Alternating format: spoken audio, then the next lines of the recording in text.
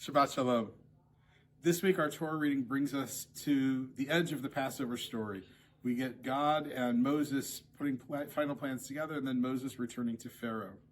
And one of the things that Moses says beforehand is, look, I'm not sure the Israelites are going to believe me, and if they don't, then how will Pharaoh believe me? What will Pharaoh say when I start speaking? And that fear is a very real fear. Now, on the one hand, Moses had disabilities that he was concerned about, but more than that, it was about, if I'm offering a new dream for the future, are they going to go along with me?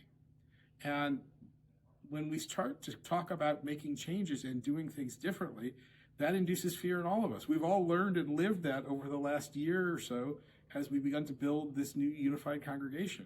And one of the skills and challenges we've all had to learn was to accept new ideas and to accept that we could go through changes, honor our past, of course, but we could make changes and we could make things better.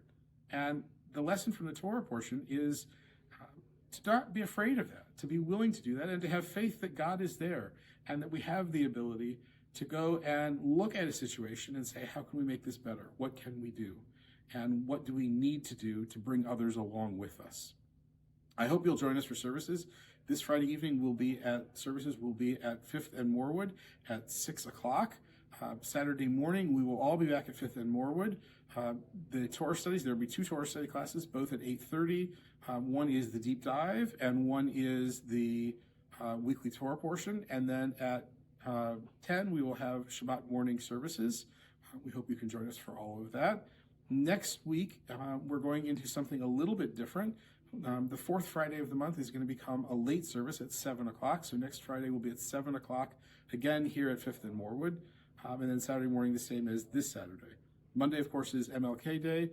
The offices will be closed, and I hope you can go off and do something good for society.